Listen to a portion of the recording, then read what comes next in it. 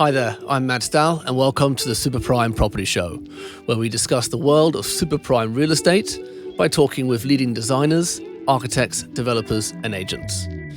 This podcast aims to explore the intricacies of the industry, delving into conversations that hopefully inspire, inform and entertain. Before we get started, please could I ask a favour? If you're not already, could you hit the subscribe button and give us a follow? You can find us on Instagram at Super Prime Property Show. Thank you. Welcome to today's show with Alexandra Jurkiewicz, who is studio director at the extraordinary and renowned Helen Green Design studio. Alex started her career over a decade ago as a junior design assistant and has since clawed her way to the very top of the super prime tree. Alex and her team at Helen Green deliver elegant, sophisticated and timeless interiors projects for private clients across the globe. Now, as part of the Elect Group, their collective includes architecture, interior design, yacht, and product design. Looking forward to this one. Alex, welcome to today's show. Thank you. Alexandra Jurkiewicz. Yes. Did I say that right? That's right. A lady who has clawed her way to the top of the super prime industry to become studio director at the renowned Helen Green Design studio. Yes. Thank you for coming on the show. Thank you. What an introduction. It's not bad. You should call me that, refer to me that way every time we speak now. I do. When I speak about you, I refer to you in that way. Lovely. Thank you so much. So, Alex, we've known each other for a while. I was thinking the other day how long it's actually been. I think it's 2011. Yes, 15 years. That was my calculation, 2011. And that was Eton Mews North. Yes. And I'm trying, when we did that development together, and I was trying to remember how we came across you. You were assistant designer back then, or? It probably started somewhere at the bottom, so assistant designer. Had you just started? Probably was a year in, probably 2-3 years into my experience in interior design. But that was probably my first so-called proper job at the high-end residential company for Rose Wilson, which very interesting circle of events. Used to work at Helen Green Design, so we can talk about it. You didn't know that? No, I didn't know that. No, Rose was trained by Helen Green herself and then really? branched off to start off her own business. Well, there you go. It's a really interesting story, actually. Okay. We can touch on it later. Okay. Worked for Rose Wilson Design and we met. I was assisting Rose in managing the development project with your family business back in the day. I think we were both very young and inexperienced. Definitely. Trying fake it till you make it. I think that was both of our mottos. Still is. Still is. Because I remember we were looking for a lot of the time back then it was hard finding designers that did a product that didn't look like a kind of like a developer spec or whatever, and also someone who could help with the furniture. Because now it's like it's incredible how the industry has changed, but now it's like the de rigueur to do that. But back then it was like you need something to take it to the next level, right? To do it. And I can't remember how we came across you, but I think I loved the portfolio and everything. And then I met you and Roz, and I mean, when I found out you were Polish as well, that was the best thing ever. I was listening in on site to all the builders and how they conducted themselves before I revealed to them I actually understand. Exactly. That's my trick to this day. It is a secret weapon. It's really interesting. And the good companies or subcontractors, the teams, not that I hide it, I am Polish, but it's really interesting to listen in and how they behave, how they discuss things. Of course. And the good ones, even they don't know, they being listened to, and the way they conduct themselves is good, and that was the case as well with Capital Estates and the team. Even back then, I mean, the construction industry, we were taking out money out of the bank on a That to pay the guys. That was the norm. That was not like there was no CIS scheme, there was nothing, and so much more professional now. But anyway, that was. But it was fun. It was an amazing project. It was great for myself as well. It was a great experience because I was managing a lot. Still the best bathroom that I think that ever done. The Turkish lilac marble. It was bold. It was bold. It looked amazing. There was the brass light fittings. This is before brass was like Yeah, absolutely. Everything was chrome. Exactly. Back then. I remember, Torben being a little bit, are you sure absolutely. you don't want to chrome? Absolutely. And we're pushing it. And the joinery as well, I absolutely love it. And so the finishes that we've used, and obviously that being a development project as well, and you had to obviously try and sell it with profit. And the compromises, which I don't think actually at the end of the day were design compromises. They actually made the property look different. The money was spent in the right places. And the funny story with that development was that it was bought by an English family who lived in the country and they wanted a London pad. Perfect. But I remember we did that development, we were fighting with the Grosvenor so much because they wouldn't let us turn the other garage into accommodation. We wanted 3 bedrooms and it was only 2. Yeah. But when they bought it, the couple who bought it, they said they bought it intentionally because it only had 2 because they didn't want their 3 kids to use it as a weekend crash pad. Wow. You know, that was perfect in the end. So it was perfect. It was fantastic space. Yeah, I love it. Still one of my favorites. So since we met then in 2011, what happened after that? Gosh, a lot happened, I guess, for both of us, but let's talk about me. Yes, please. So yeah, interesting circle of life and events. Since then, I moved on with my career. I worked for Roslin Wilson for, I guess, 5 years, which was fantastic.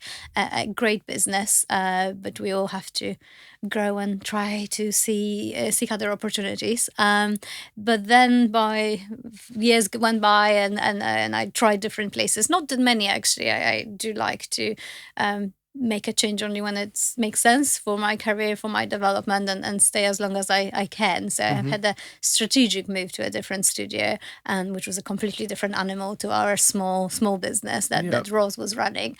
And that was probably 2-year stop, again, intentionally. And then I was looking for a place when I wanted to settle for a little bit longer. Took a lot of research. Obviously, there's a lot of companies and design studios in London and that kind of prime residential area. But it's not that easy to find a home. So I wasn't really sure where I want to go. Also discussing with myself options for my future. Do I want to start my own studio? Do I want to settle somewhere else? Sure. Help run studio with someone else? All of these options. And then Helen Green, I was always aware of the company because Ross came from Helen Green. So we can discuss the story of Helen Green Design and how that developed a generation of great interior designers, really. So I was familiar with the studio, but at the time, there's been a lot of change within the studio. Helen Green, she founded the studio probably 24 years ago now. Which is a lifetime in the interior design business. Lifetime or longer than lifetime of some of my current employees, which just makes me very, very old. They're born in 2000. Yes. Yeah. It's crazy. I've recently got the CV and I thought it was a spelling mistake or typo because the date of birth was 2002 and I thought it was a graduation day. Then, that was my graduation day. Yeah, exactly. And then, one of our interns said like, no, I was born in 2001. Oh God, cute. But Helen Green passed away 12 years ago. Not many people still know that because the brand is incredibly strong. So that obviously meant that the brand was going for a little bit of a turbulence. Not necessarily bad, but it's for interior design industry, for a studio that has a founder and a name on the door, it obviously is a lot of change. So after that, there was a certain few changes and succession. Natalia Meyer, who now obviously has her own studio, again, another fantastic designer that originated from Helen Green. Female designer as well. Yes, and trained by Helen Green. She was the studio director for a while, and then she had the ambition to obviously start her own business. So probably after that, there was a period of time where that identity was at risk. But there was a perfect time and opportunity for the brand to be adopted by Elect Design Group, who we are part of. So they are our partners. Let's just talk. Explain what is Elect or who is Elect. Yeah, so Elect is a design group owned by Rigby Group, which is a much bigger conglomerate. They have tech businesses, they have IT businesses, airports, etc., etc. They all trade from Midlands, family business as well. It's a public business, isn't it? No, it's not. So it's still family owned only, which is really interesting. Family business as well. It's now only a second generation is running it. So the founder, Sir Peter, incredible entrepreneur.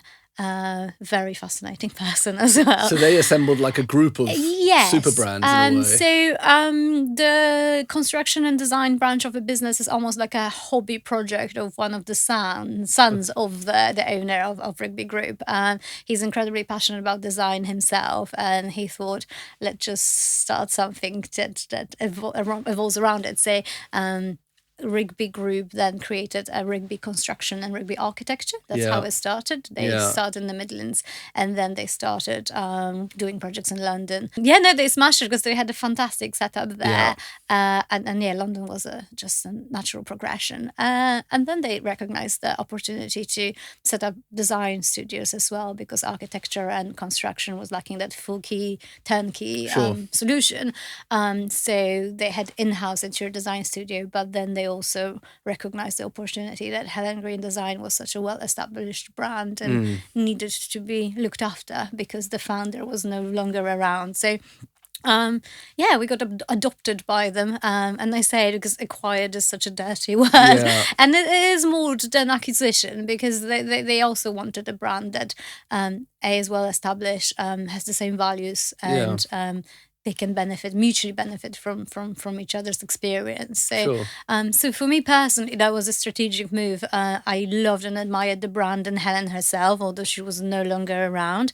But then the opportunities with the Helen Green Studio being backed by Elect Group were very interesting to me, and I liked that it was a little bit different, and it kind of matched my personal ambitions of how you can progress within a company like that. Certainly a bit of a powerhouse, isn't it? Yeah, it's really interesting. Who else is in there? It's So in terms of the design studios, we've got Helen Green Design, Rigby and Rigby Interiors, and then Lawson Robb, who are mainly super yachts designers. Although they not also, again, many people know they do interiors as well. It's really cool, aesthetic, very art curated, very fresh, colourful, young. So we've got 3 different aesthetics in terms of interior design, and then all the other services like architecture, construction, but also creative division. And the idea behind the Elect Group is that it is that super prime project. So definition of it varies depending who you talk to, but we all know, so not all our projects within the studio are super prime projects. Some are prime, some are super prime, and there is a massive difference between them. So it requires special skill set and much more than just a design studio. Some luxury designers, a lot of them, they have founders who started the company. They sell certain lifestyle very often, and how they present themselves on social media and everything else. It's very interesting. It's a one way of doing it. There's also this creative geniuses, a little bit of divas. Of course. That's a different type of design as well, and it appeals to certain clientele, and they want that celebrity designer. It's really cool. They're very moody, very difficult to work with. But it's an experience. It's really fun. It's really exciting. And then there is the lifestyle designers. Again, you kind of know what you're getting. There's a little bit of aspiration aspect to it. You want to, spend time with them. You're asking for the name on the door, and you get the face-to-face time. You're inspired by them. You follow them on Instagram. You want the same new leather tray that they bought or launching. Exactly. It's really cool. So I'm hooked on. I follow many of them. I get inspired by them. I love it. But we are something else. We don't have a founder, but we've got a very, very strong ethos. And what we've created is that extreme emphasis on the client services and the client experience, and that's the super prime projects. Because and you own that ecosystem. You can provide them everything from the first, from the first moment they walk in to the last. Well, there is no last moment, and that's the key of that as well. We stay with them forever because we have post-construction services, concierge services, everything else. There is a lot of it. We obviously reveal and advertise. Our conversation is different to the conversations we have with the clients. So we don't want to reveal everything we do, because then everyone will adapt it as their business model as well. But the clients we work with, it's long-lasting relationships, it's multiple properties, and so much more. We've got the creative division. We advise on the new business ventures. Sometimes we inspire a business venture. They acquire a land or a property, and through our other connections, we sometimes say, well, maybe don't develop it, maybe sell it, because we've got a fantastic buyer for you, or maybe there is an opportunity to do what you wanted with that property, but also opportunity to expand, change planning, whatever. So we've got this amazing ecosystem that we can offer, not only to deliver the projects, because on that the step lower, just beautiful Prime projects, we offer that full turnkey solution, which is great and seamless. But I'm sure your super prime clients truly value that, because there's so many people out there who claim to be experts in everything, and they say, oh, the construction's going to cost you this and it's going to cost you this, without really knowing anything about it. Whereas giving that kind of advice, especially when you're talking about the numbers. That we're talking about. And then the creative industry as well, because we're all very creative people, and very rarely it goes hand to hand with the business increment as well. So when Helen Green were adopted by Alect, there was an amazing opportunity to have to keep the shop front the same and have this beautiful aesthetic. Which is unique, but there's again a lot of studios that provide something very, very similar. It's this beautiful British aesthetic that's very highly valued around the world, but we're not extremely different to our main competitors. But I think that back of house, backup, and how we operate in that very corporate and rigorous way is different, and the other services that we can offer through our connections. And our CEO is very passionate, and even mentioning that we have CEO is different. Not many design studios have it. It's a serious business, and we have monthly board meetings, financial reporting, not only from myself, the team as well, and our clients. We work with family offices. They do financial reporting. Today investors and stakeholders. It's crazy. So our associate senior level designers, they provide us very complicated reports and everything else. So, design is just a very, very small percentage of it, actually. And as much as we love it, I'm actually extremely passionate about the business side. And that was amazing for me, because back in the day when I was choosing my career paths, I'm extremely dyslexic, but I do love numbers. And I don't know how many years ago now it was when it got to like the kind of professional choice. If you were not good at maths, no one would think you would be good at business. You had to just be good with algebra, and that was it. And I see numbers, I'm very good at them, but then obviously I can't write them down. But that was always... I'm sure your clients appreciate you being good with numbers as well. Exactly. Some designers pay zero. So design is, the business is completely different to actual school maths. So there was never an option for me back then. And then I thought, gosh, I'm really passionate about it. If I could, now I would probably explore it. But, the opportunity came up, and I can actually explore it through completely different pathway and do both, which is super exciting as well. Let's get on to Helen herself a bit, because I don't actually know. I remember when she passed, I remember it being in the news, and I know obviously the studio in Milner Street and everything, like it's kind of iconic in a way, but I don't know what the background was. So Helen is, she was an incredibly interesting personality. And actually, it's really interesting as well that we still hear from people who knew her how amazing she was, and also compliments what an amazing job we're doing with the studio, with the brand, which I'm always nervous when people say, oh, I knew Helen, I went to school with her, and then I'm just dreading this, like, what have you done to her business? But probably the biggest testament is one of her very, very close friends is a reputed client of ours. Oh, really? And becoming a good friend of the team, and absolutely love her. And she always says, like, Helen would be proud, which always makes me really emotional. But it's true, because it's really interesting.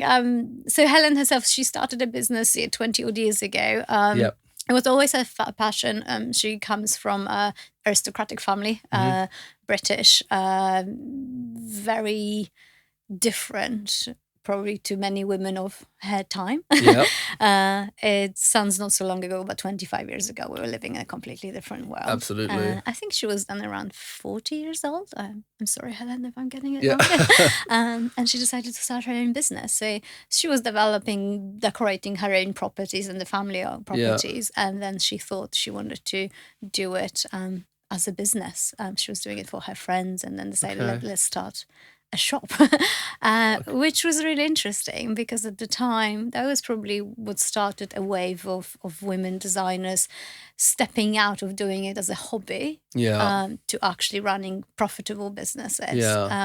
So that was she was an inspiration to probably many more so designers. It was almost like a sort of homemaker thing, wasn't it? Like, it's incredibly sexist, but it was like a job that women took on Absolutely. home to make wealthy the home, to make wealthy the home. women, in central London. I mean, London was a different place then Yeah. as well, because we forget how the British society structure in London is. 25 years or 30, maybe when she actually started, it was a different place. So the prime central London, the ownership of property, it was just that the certain, generational wealth British society.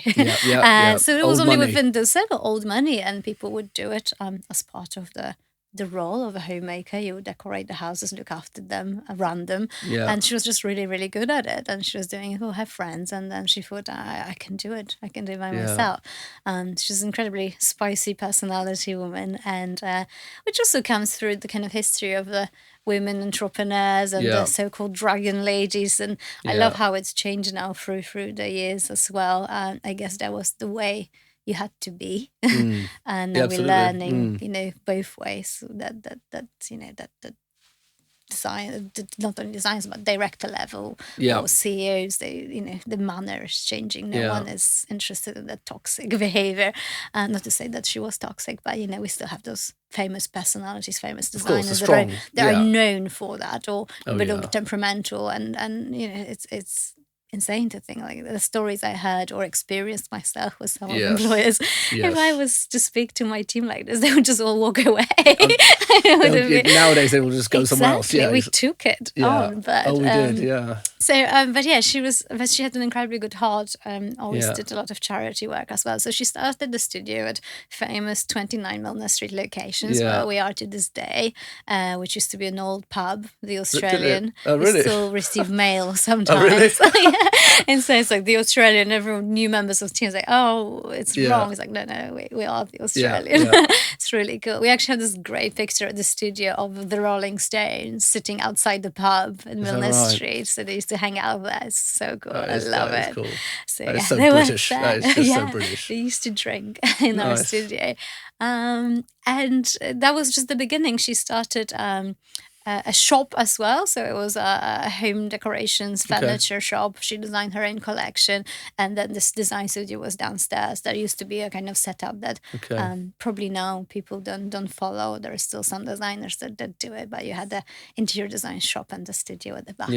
On in the basement. So that's how she started, and then she grew the business incredibly well and fast, inspired so many other people to follow her footsteps, and then became this household name immediately. Her vision was always a timeless design, timeless and modern, which sometimes people get confused about. How can it be timeless and modern? Because modern means current. And I always try to explain it that it's probably timeless for the generation, so for the duration of time that the generation is experiencing that interior.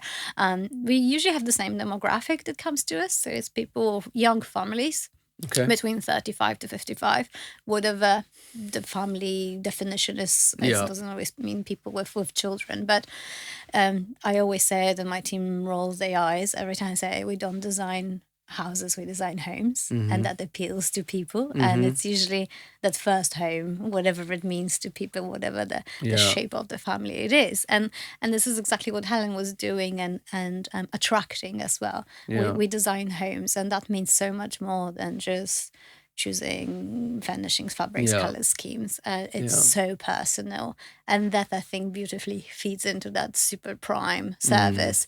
It almost originates from that, because there is a lot of fantastic designs, beautiful interiors, but I always say when I pitch to the new clients and show them our complete projects, like, I almost don't care what you think of them, because I just know that the people who we designed for, they love them, and they love every single detail, and I'm confident that we will do the same for you, and what we design for you and create for you, you will love at the end as well. And they always say, because when I first say I don't care if you like it, they're always taken aback, and then they understand what I mean by that, because it's just so personal, and we just weave in so much detail. We try to obviously download all the information, and sometimes it's quite tricky because clients are very private, especially our clients. And it probably have two archetypes of clients. Ones that want to stay very close to the process and let us get to know them and their Sure. family, and that way we learn.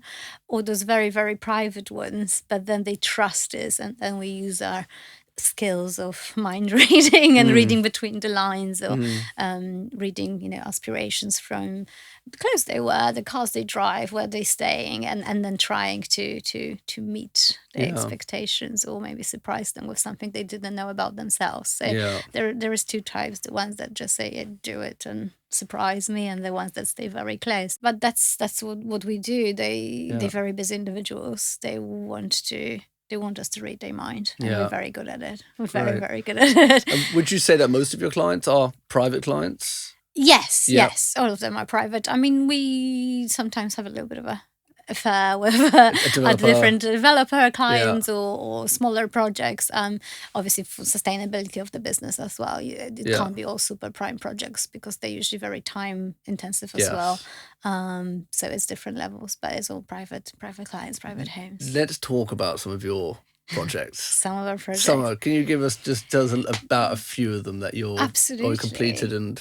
Absolutely. I mean, obviously, there's a lot of NDAs and everything else around it, but we can talk where we're working. I mean, again, the scope is very vast. We do countryside projects. Surrey, obviously, beautiful area. The one you did last year in Surrey. Oh gosh, absolutely beautiful. I think probably my favourite project I saw last year. Yeah, absolutely. It is absolutely stunning. Yeah. So there was an amazing private clients, beautiful family, and they stood very close to the design process. The client, she had a very, very clear vision of how she wants that forever home for the family to look like. Sure. So it was very, very easy in that sense. And she was very straightforward, very honest, but we managed to, meet her expectations. But she wanted to stay close to the process, and she just needed our advice and reassurance and those special magic touch details that she wouldn't be able to implement herself. But it was a beautiful collaboration and very emotional as well, because it's a long process, and that was unfortunately the COVID period project as well. So it was a very long time, very stressful time for everyone as well. So we're still doing little bits and bobs. There's always something that needs doing. It's a vast home. Yeah, and adding, and the house is evolving, and they're realizing what they need as a family. But it was really beautiful, but very, very emotional towards the end, because it was hard for all of us, and it's just a beautiful space, and we put so much love into it. So it was really, really beautiful project. So we're still friends. Well, we're family. Also, we become family at the end, because we are involved in so many different details as well. So that was one of them. The other one, very interesting, we completed just around the corner from our office at Cadogan Gardens as well. Completely different type of project. It's a secondary property, beautiful apartment for a foreign client, but again, it's such a different requirement. If someone's main prime residence is different to a secondary family, different type of a family, different members of the family using the same property. So different design, different investment level, different priorities as well. But that was really interesting, because we had a lot of freedom to design this one. Very strict requirements, very strict preferences, and then we're just left to do it. Budget was very important, because it was an investment property as well. We had the client rep who was managing that very closely. So it has its challenges, but also certain freedoms, which are very exciting as well. It must be the dream for a client to trust someone so implicitly that they just give them a guidance on what they like, what they need, what they want, and then just hand over the keys and the whole I like process. To think so, because, whatever services I acquire in my life, I go to someone I trust, and I don't want them to get on with it. Obviously, I just try to give them a brief, whatever it is, if it's a haircut or a gardening job, right? Or landscaping. Well, you don't want to give you a haircut and then say, "Oh, sorry, it's £1,000 actually." And then micromanage it. No, I trust you. So the trust. I mean, we know how hard it is to gain and how easy it is to lose. So we manage always that very, very carefully, but. Touch wood, our relationships with our clients are really good. Not to say the projects don't, run smoothly all the time. There is things happening all the time. It's a part of the course. And yeah, we just try to resolve them as much as we can and as good as we can. You can just look at the project that we're working together on. Yeah. They just keep asking you to do more and more. They're so impressed. Exactly. Fantastic clients. And again, the first project we did for them was the kind of trust exercise. And they were incredibly impressed with how we were running the project, and your team as well. But they were happy that we recommended you guys to do the job, and how we managed it, financial reporting, everything else that the clients, without revealing obviously who they are, a foreign clients, foreign family office. That's running the project. So there's a lot of members of the family, a lot of stakeholders, a massive corporate machine. It's just so funny because you've got this very, very personal details, and then a group of 10 board members you have to report to, and they can't know the personal details we have from the client directly. And it's we had to do this. There was a special request. I can't tell you why, because you just don't want to give them any indication of the personal life of the client, which they're comfortable to share with us, but not with their team, basically. So sometimes it's funny and awkward, and we've had some code words how to manage around it. It's like, I can't tell you why, but trust me. But it's amazing, and it led to so many other opportunities. We've gained a trust, and we're working on multiple properties for the family now. Abroad as well? Hopefully soon as well, so that will be really interesting. But as a studio, we work abroad as well, so we are everywhere. So it's a global business. I mean, we go where our clients take us, but we've successfully completed in Australia, very far away, very difficult with time difference. Although after 2020, obviously those projects are so much easier to run with everyone being used to online meetings and data sharing. Before it was, monthly meetings on site, and you had to travel. And it was very expensive as well as difficult. I mean, for us, it's okay time-wise. Terrible for the environment if we charge, but environment as well, it's terrible. So now it's changed, but we're all over Middle East, America, Europe. So we go wherever. Really? And why do you think you're so in demand abroad? Not us personally, which I like to think obviously us personally, but I think that the British design is held in a very high regard by international clients. That's very specific aesthetic, which I think is quite worldly. I was asked the other day, I was writing an article, an interview, and I was trying to explain what is the British design. It doesn't mean it's all made in Britain, because historically, British culture of ground tours and collecting antiques from all over the world, etc. That comprises a traditional British interior, and obviously we now kind of changing it and modernizing it, but it's still a collection of things and artifacts acquired all over the world. So it's not all British made per se, but it is a certain aesthetic. There's definitely now an international aesthetic. You see a lot of it all over Pinterest and social media, which is also very interesting and beautiful. What we like to do is to have that a little bit wider field where we source things and filtered through the British aesthetic or London aesthetic. But we also like local flavors. If we are designing somewhere abroad, it's very important to do the research and do something very specific for that place. Yeah, and I mean, I think people have a lot of respect for the super prime design and build community in London, and if you think about I don't know about you, but how many people in Helen Green are actually British? It's like a melting pot of so many different cultures. Absolutely. Like all sort of anchored in this London design, but it's really a whole, mix mash of different designs and cultures and... Absolutely. I mean, that's exactly what, when I analyze the last 25 years of the industry and how it's changed, when we're talking about, Helen Green Design as a business. And when Helen started it was London was a different place. Property ownership in London was in different hands. And as much as the property and London scene changed, the interior design sector changed as well, exactly, and reflecting that international aspects of it. So, a British brand, London-based studio has a, Polish studio director. Yeah. Who couldn't feel more British as well. Yeah, sure. It sounds very British. It changes when I speak on the phone with my family. But it's true, and and it's all And the luxury as well, how we perceive luxury, what is luxury as well. Our clients change, the certain lifestyle change, formalities change. Even those very, very wealthy, very formal families, and no one dines in gowns anymore, or very rarely. It's more casual, open plan living. It's really closed off dining rooms. It's designer trainers, not designer. High heel shoes for dinner, and that's how we change and how we dress and how we live. Hard to keep up on because also the age keeps dropping. When you said that your average age is 35 to 55, I mean that's for that price point, what we're talking about. I mean that's. I had this conversation with someone the other day, when we were younger, especially when you were a child, when someone would tell you, imagine a wealthy couple. Yeah. You would imagine someone in the late Middle Ages. Yeah. Immediately. Yeah, absolutely, yeah. Very glamorous. 60s, glamorous, older than my parents. That was the kind of vision. Yeah. A very glamorous, older couple. And now you see that young CEO... and cool clothes. And that's how it's changed. It's just in a half of a generation. That's how you actually imagine a wealthy person. So that's a really interesting. But it's obviously not everyone is at that level of wealth at such a young age. But it is usually that they had the first proper home, the first family home, the one for the next 10 years. And that's where that timelessness comes in.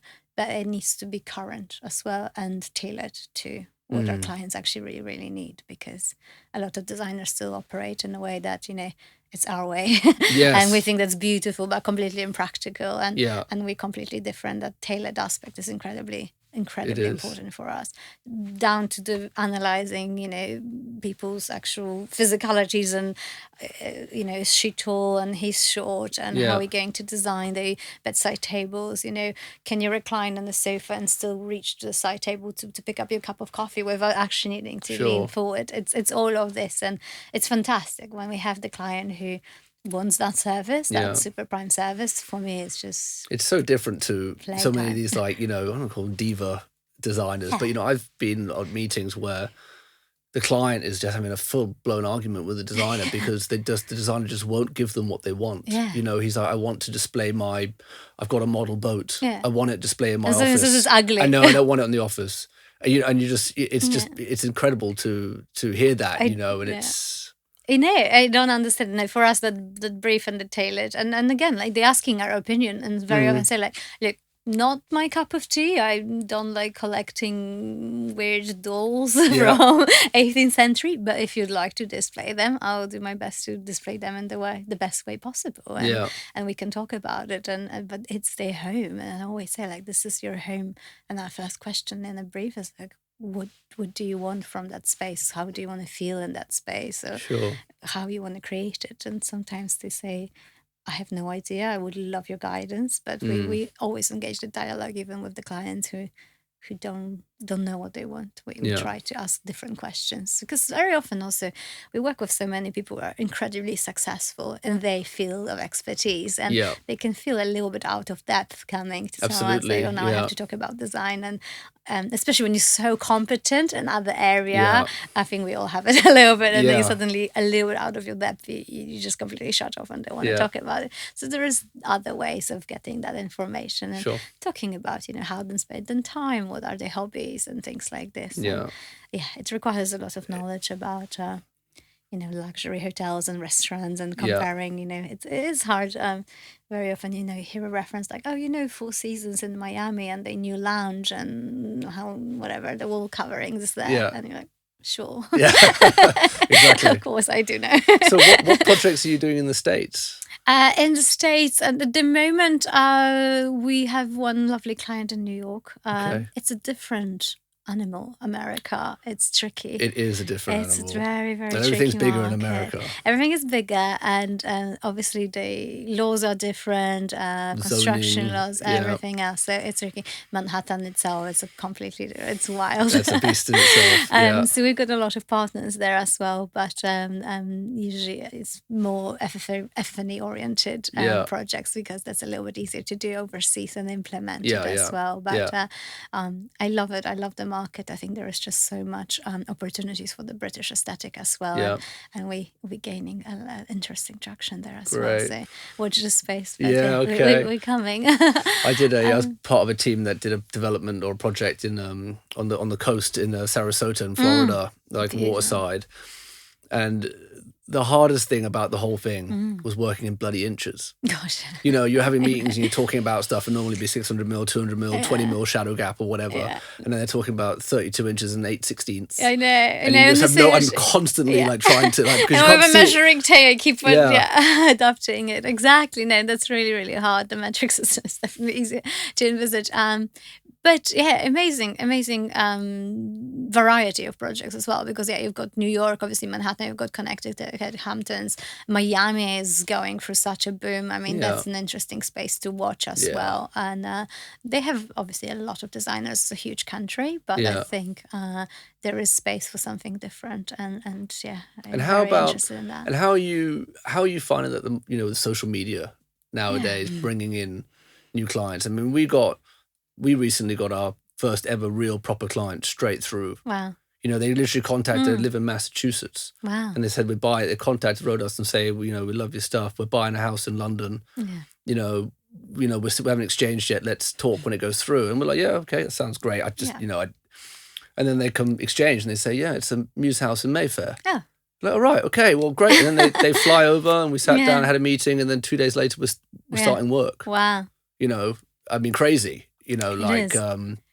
How it's changed the game. It has, because there's always this how much you have the exposure, you have the followers, you've got interest, you've got the dialogue and people following you, liking you, whatever. But then again, how does it what's the return on investment, right? How many clients do you actually gain through it? And I think it's more and more, but it's interesting to say, this was your first one and how long you've been doing it, how much energy is going into social media. How does it actually, that ROI, I'm always interested. Every time we're discussing, having a social media managers and things like this and discussing, because that helps hugely. Obviously, we are very, very busy. Yeah, of course, yeah. And say, our socials will look amazing for sure, because I don't have time. but what's the ROI? I'm not sure still. Definitely, it's planting the seed. I mean, we've it's just got an a easy lot way of... to have a portfolio, isn't it? It's like taking over a bit Pinterest in a way, because people used to score before that. They'd score Pinterest and make a mood everyone board is on Instagram. I mean, it still starts with the phone call. People still go to our website. At our level as well, they ask around. They like our aesthetic, and maybe they saved that image from Instagram, but they asked around. Are these people actually who we want to do it? Because you can show an image of my project to someone else, and they will implement it or something similar. So it's still that. I mean, it's fantastic of sharing the work, and it's something that I think you have to be present if you like it or not. There's definitely a lot of business coming through it, or at least leads in some way. But I have a love-hate relationship with that. I think we all do. Personally, we all do. I mean, I like technology. I like progress. I like what's coming our way as well with artificial intelligence and everything else. So I'm not afraid of it. So I think you have to embrace these things, and doesn't mean I have to become a design influencer. Again, we're not this kind of company. I'm not, selling my own lifestyle. Your name is not above the door in a way. Exactly. So it's a little bit different. We do it as a company, but which is a strength too. Which is a strength too. It's not, because it's. You feel, I think, at least from the outside, you feel that this company can.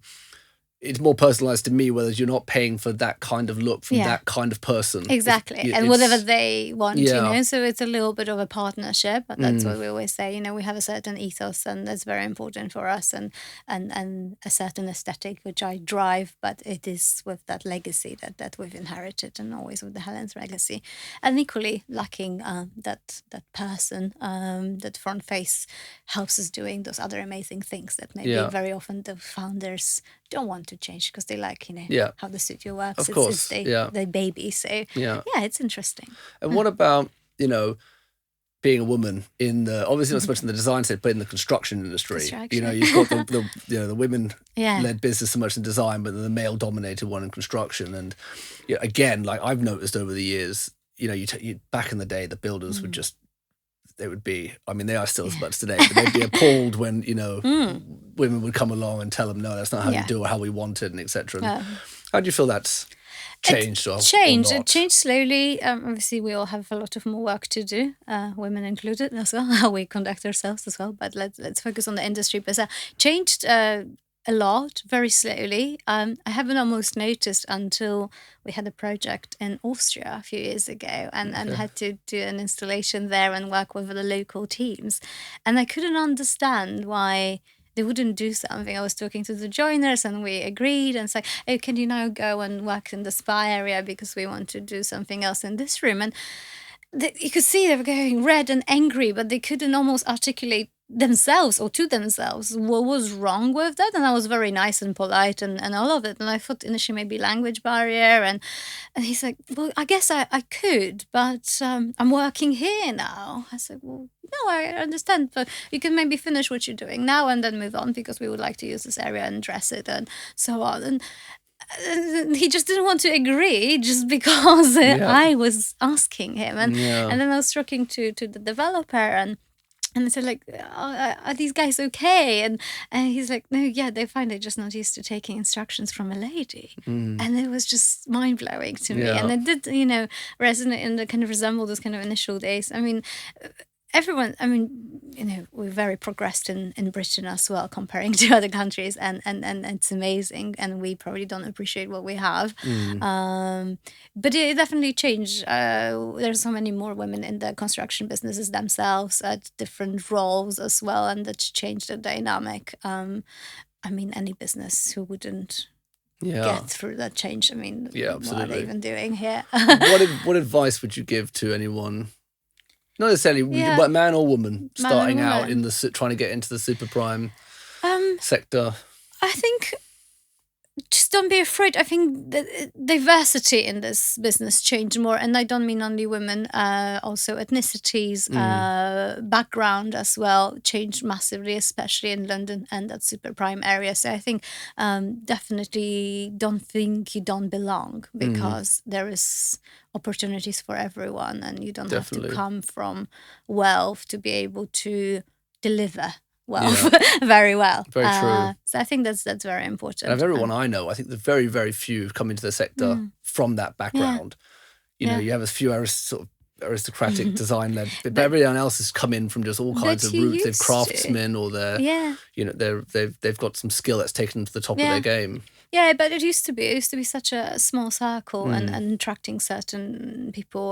There's obviously a lot to talk about in terms of pay in design industry as well. It comes from the fact that it used to be a hobby project to run a studio or be a designer.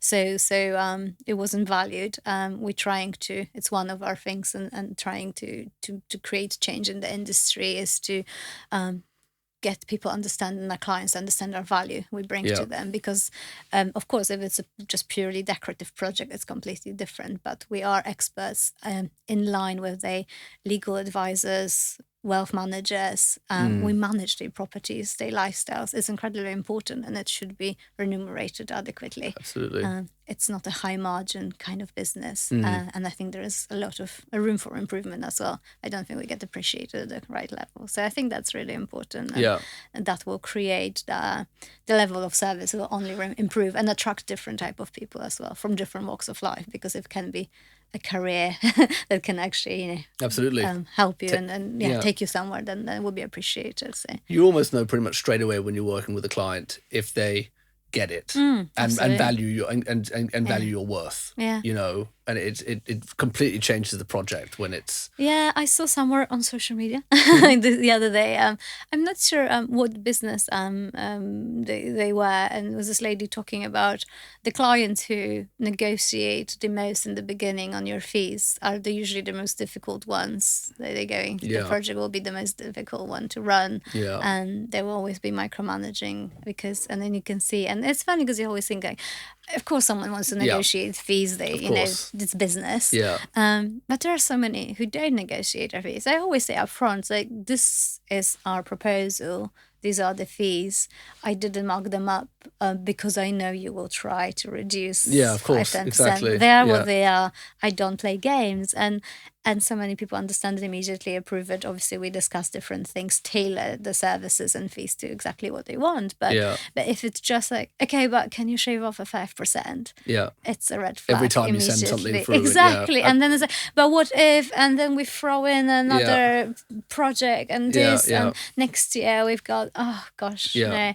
And you know, we don't always have a luxury to say no to. It would be amazing, but it's always a red flag. And always, you know, 6 months later, you know, it's like, do you remember when we said? Exactly. Because that means they don't appreciate you, you know. And I always say, like, when you walk into, you know, to those clients, like when you go to MS, do you negotiate with them? Say, I love your handbags. They're beautiful. I really want one. Scarf? I've been following you for years. So yeah, can you throw it? Oh, maybe, you know, give me a discount. You know, I can get this at Zara. You know, then go to Zara, and that's it. So, and they don't. And it's funny how they can appreciate the craftsmanship there, and with our services for some reason, which are so much more important. Yeah.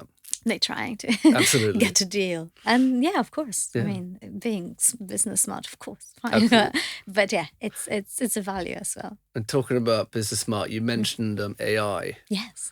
How and love it. Yeah. So you've seen that as something integral for your business? Yes. I mean, there's a lot of talk about obviously taking all of our jobs, and there is some really clever software that can put together design schemes, and you know, you scan the room and then you type in reimagine it and then whatever Moroccan style, and it creates these really cool images, including products you can then click on and buy. Fantastic. But this is not what we do, so I'm not threatened by it, you know.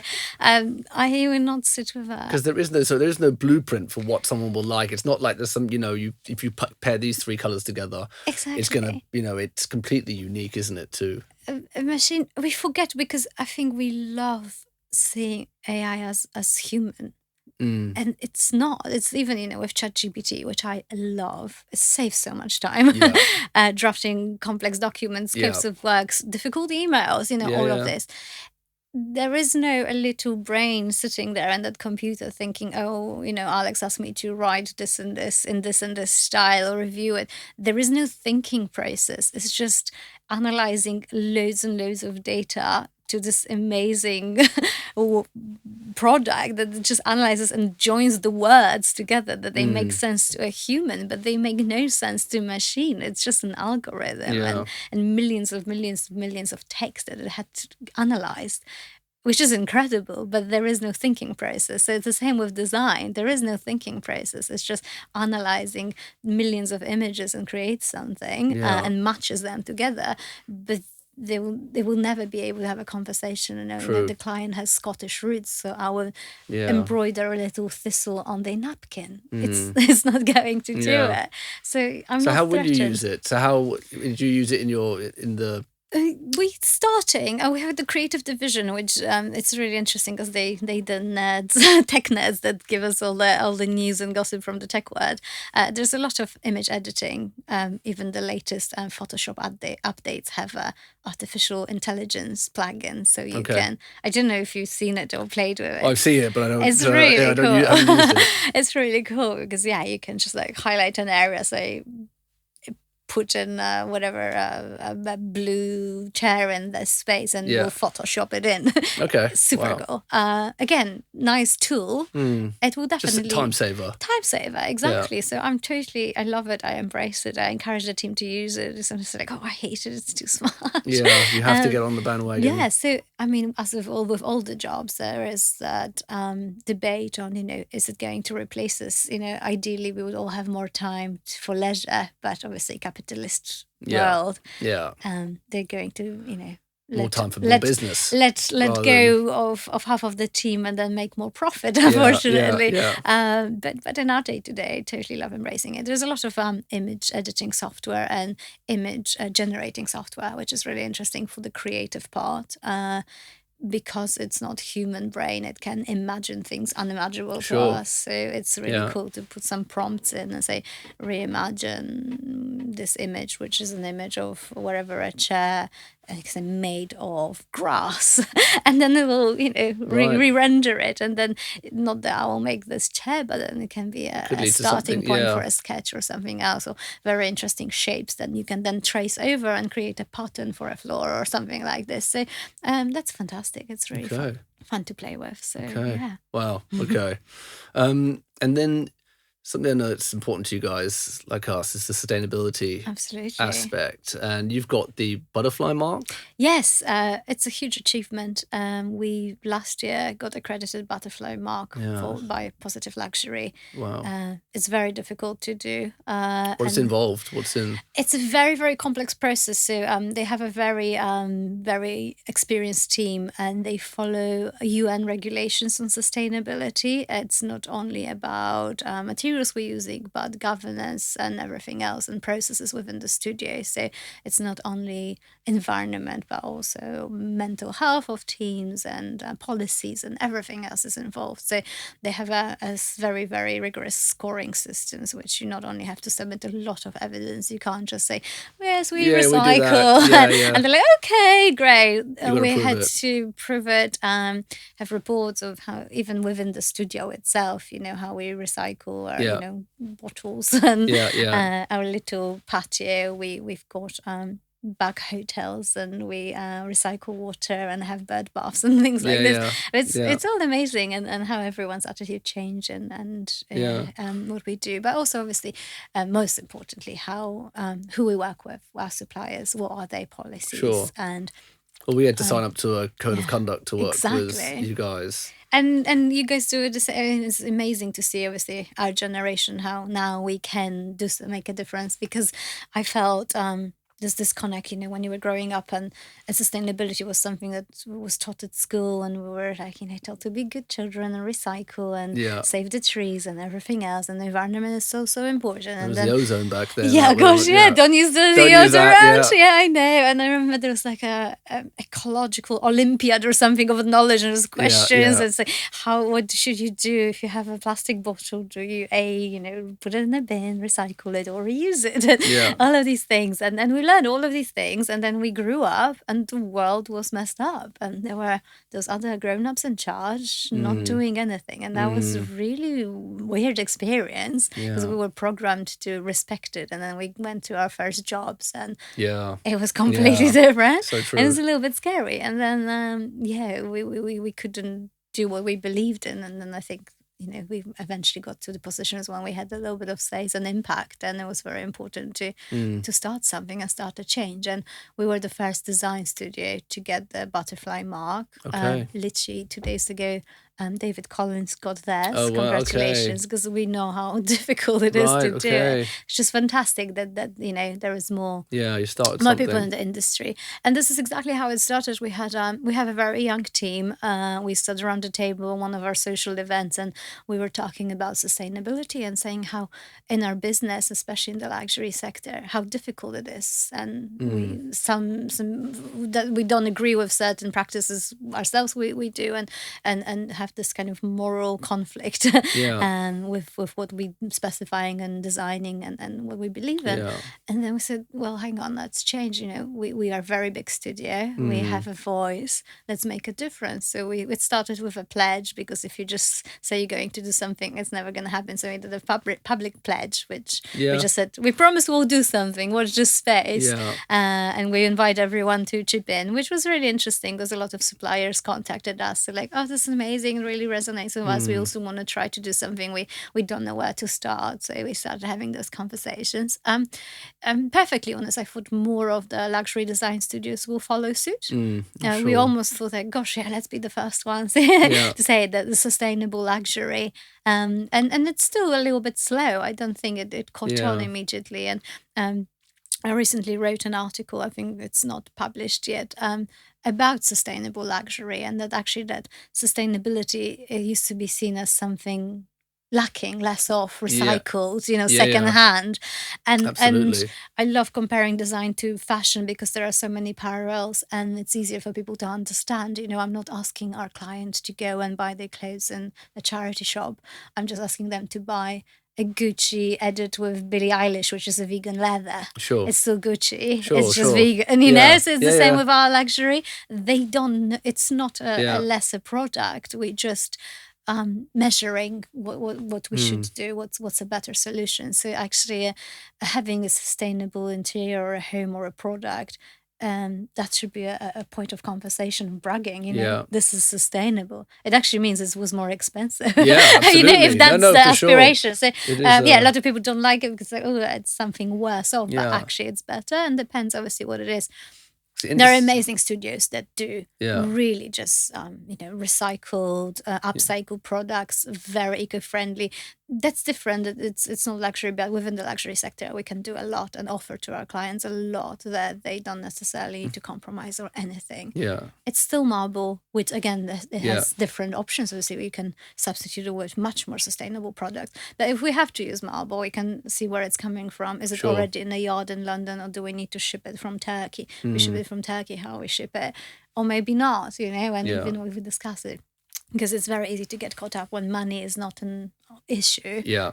Then the reason is And lost. Absolutely. And the industry did have a bad name for it. You know, it was so common that you'd finish a development and then the day after the buyer bought it, you'd just see a skip outside the front full of marble, full of everything just being dumped. Everything, you know. brand new, Whereas now, I think with everyone being more conscious of it, you know, the stuff that we do, we recycle it. You know, a lot of the stuff that clients don't want or whatever goes to salvage yards to be reused and resold. And there's more businesses there, like fireplaces are reclaimed, you know, all flooring is reused or recycled. And it's like as long as everybody in the industry plays their part in the whole cycle of it. I just think even the clients, they would be met with so much contempt if someone found out that this is what you did, you know, just the reputation we're in. It's a completely different view on sustainability. If you hear, actually, it used to be a little bit of a flex, like, oh yeah, we bought this and we ripped everything out and now we replaced it. Now everyone will be appalled. It's like, you did what? Yeah, exactly. So it's amazing how it's changed. Yeah. So I'm glad it's changing. And again, it really kind of aligns with our values of, you know, good craftsmanship and designing for, you know, 10, 20 years, not for 5, you know, even things like a beautiful lacquered table, it's going to scratch. It's impossible to repair it. Let's do something different, a different material, and you can be sustainable that way. It doesn't have to be made of papier-mâché. Exactly. No. It's just those conscious decisions of discussing. Because I know you can afford to replace it next year, but do we want to? No. True. So let's choose a better fabric for it that's more suitable and equally beautiful, and that's it. Yeah. So it's those conversations. So that is hope for the future. It is hope for the future. All right, Alex. You know, podcast is sponsored by Better Home Company. Yes. We're working with you in Cavendish Square, New Kings Road, and maybe also One Hyde Park. Hopefully. What's your favourite thing about working with Better Home? Oh, God.